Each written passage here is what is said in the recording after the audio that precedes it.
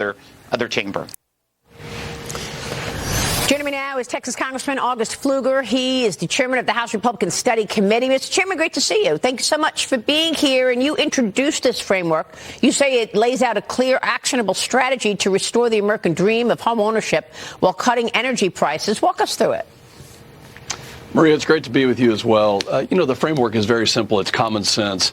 It's based around making the American dream affordable again. And by the way, Chairman Jason Smith, nobody worked harder during the first reconciliation than Chairman Smith. I mean, he really was the heart and soul of getting that bill passed, the largest tax cut in American history that will be delivered in the way of money back into Americans' pockets. But what we're doing on this time is we're listening to President Trump. Affordability, whether it's home ownership, health care, or energy, is so important. And our framework lays out a common sense plan where we have lots of ideas, a menu of options that now our conference can come together. We're going to have our first meeting today in the House to start discussing what can be a part of that. But I'm proud of it because Americans are watching, and Democrats spent 4 years making America unaffordable. We're going to deconstruct that, rebuild it, and it's going to be even better. But everyone can achieve that American dream when we enact our legislation. And what's the timing on that? Well, it's got to be quick. I mean, we have to move with a sense of urgency.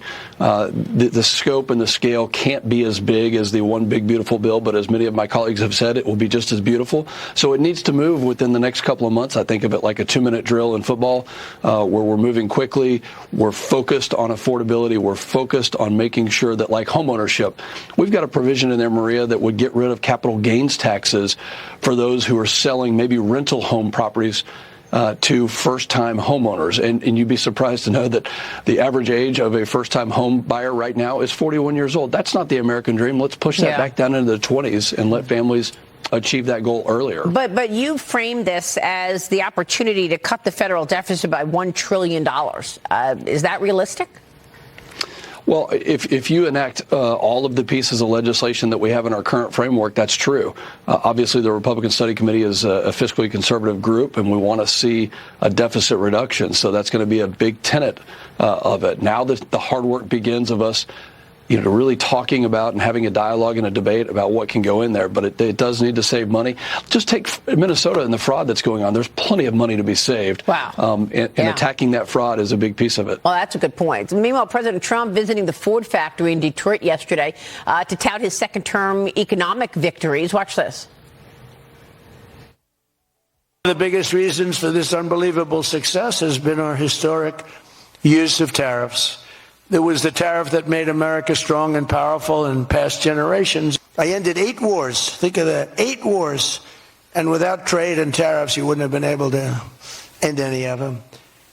But they brought hundreds of billions of dollars pouring into the United States Treasury, helped curb inflation, and helped cut the federal budget deficit by a staggering 27%. And that's only for a short period of time. I told people, I said, tariff is my favorite word. So we're waiting on the Supreme Court decision, Congressman. They're expected to issue another round of opinions at 10 a.m. Eastern this morning. It could include the highly anticipated ruling on whether the president's use of tariffs in an emergency is legal under the 1977 Trade Act. Do you have expectations here? Well, we certainly won't get ahead of the Supreme Court. We're watching very closely to see.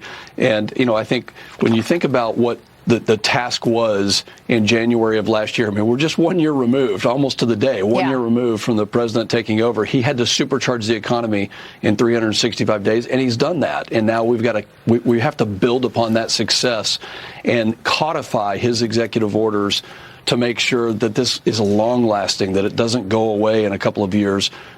And, God forbid we had a Democrat administration, but I think that's our job, is to codify and to make sure that Americans can enjoy economic prosperity for a long time. Can you codify some of the moves on oil and the energy backdrop? You and I were together in Midland, Texas, a couple months ago at the Permian Basin, and I want to get your take on the moves right now, which the Trump administration is doing to get prices lower.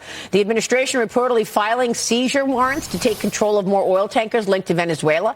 U.S. military forces already seizing 5 tankers to date, enforcing a blockade around the Latin American nation after the capture of dictator Maduro. Mr. Chairman, prices are up again at $61.48 on crude, and the Permian Basin, centered around Midland, Texas, obviously the most prolific oil-producing region. You and I toured it together last year, but you made an important point. You said, yeah, we want to see oil prices go lower and affordable, but be careful what you wish for, because if they go too low, you'll see the major oil companies pull back and not put the kind of investment in place over the long term. Your thoughts on those efforts right now? You're right, Maria. And just as important as low prices is the predictability. And what that means is that the cyclical nature, the boom and bust nature is flattened out, that curve doesn't have the highs and the lows of the 1980s, that we can have a predictable, $60-ish price per barrel. Let's get back to those tankers that you were talking about. What I would like to see with those, because Venezuela under Maduro expropriated American property through major companies like Chevron and Exxon and Conoco, they need to pay those companies back. But let's take some of those tankers and let's start refilling our strategic petroleum reserve at a discounted price. So this is really important. We want to see, obviously, success. Our independent oil producers in Midland, Texas have done a great job going from 1 million barrels a day in 2010 to now 6.5 million barrels a day. Let's keep that where it is. I'm an American first energy producer kind of a guy. Obviously, I represent the most important secure supply of oil in the world in the Permian Basin, and we can supply the needs for this country and our partners and allies. All right, we'll leave it there, Congressman. We'll be watching your work. Great to see you this morning. August Pfluger, thank you, sir. Stay with us. We'll be right back.